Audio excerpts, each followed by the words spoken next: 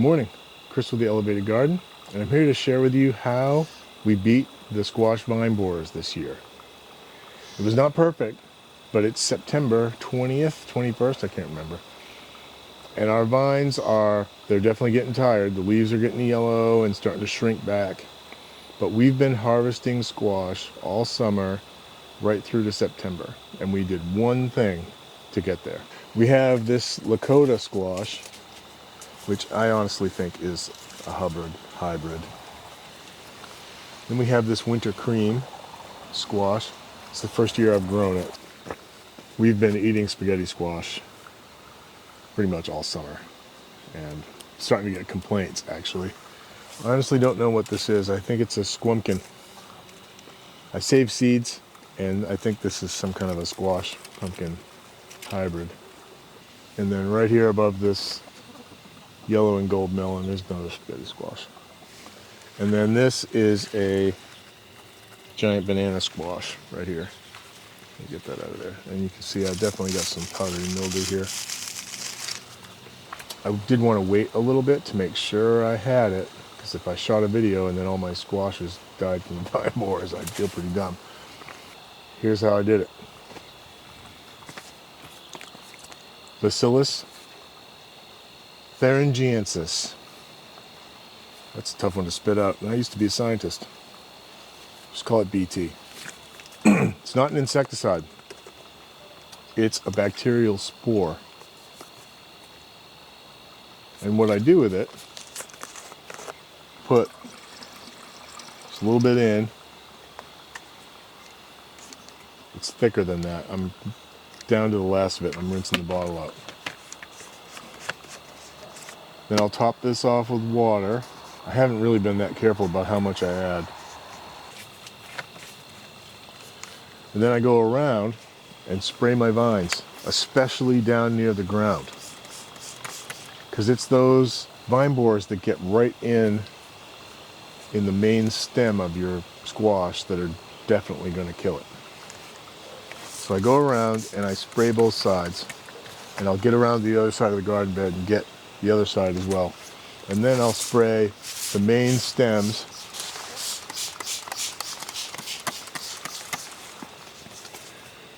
because the vine borer, the larval stages are a caterpillar. And they've got to feed for a little bit before they can get strong enough to drill down into your stem. So while they're feeding on the outside of the squash vine, they're eating these bacterial spores. And if you've ever treated like tent caterpillars or brown-tailed moth caterpillars that might be on your apple trees, and you spray this on there, you know it's like the plague to them. So I go through here and I spray all the main vines once a week and after it rains. It's not that hard.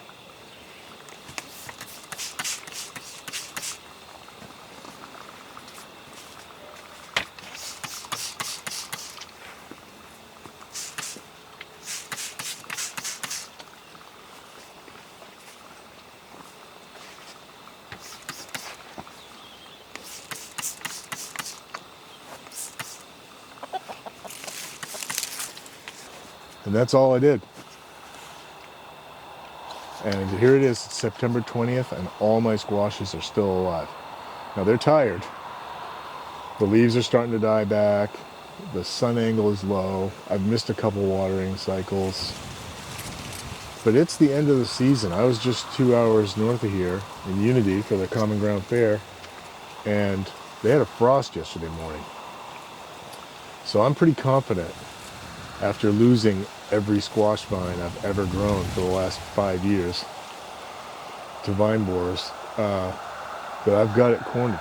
Now, it's not perfect. If you miss a spot and they lay eggs in that spot, you're going to get vine borers. If it rains real hard and washes the spores off your vines, and they get started and they get inside the vine, you're going to get vine borers.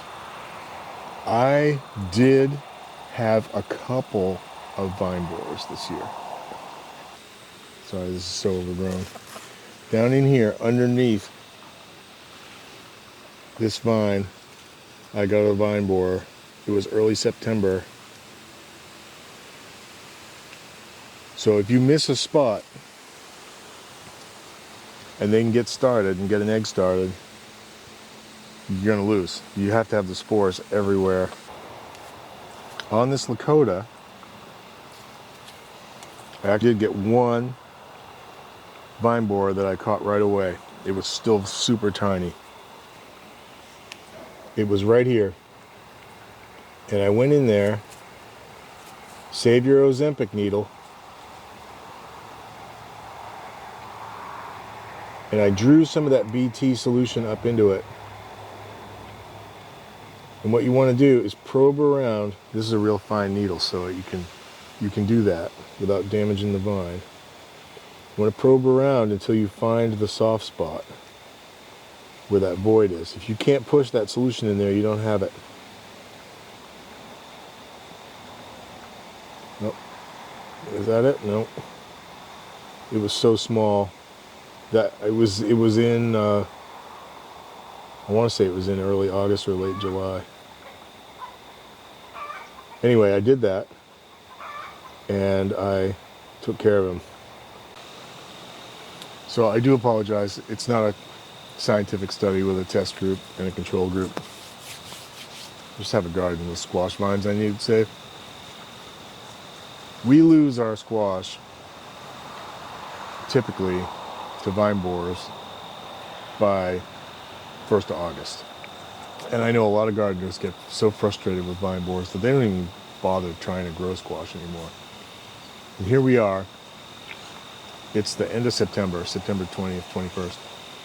And our vines are still alive. They're dying back. I was just 2 hours north of here at the Common Ground Fair, and there was a frost. They're done. It's the end of the year. But we're still harvesting squash. So I'm confident that taking advantage of the fact that these squash vine borers go through larval stages, starting with that tiny little egg, and there were eggs everywhere through these vines all summer. I could see them. So starting with that tiny little egg, they make a little larvae that feeds on the outside of the vine until it gets strong enough to drill inside.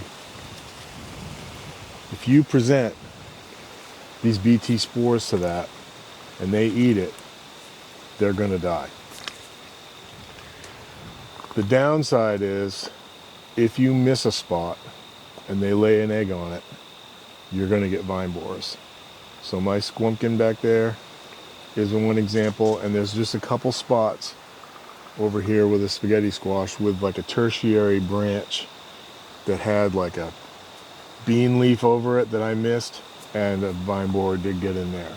But the main plant is still alive, because what gets you is when they get down near the main stem, near the ground, the primary stem, and drill in there and cut the whole plant off, then you're done.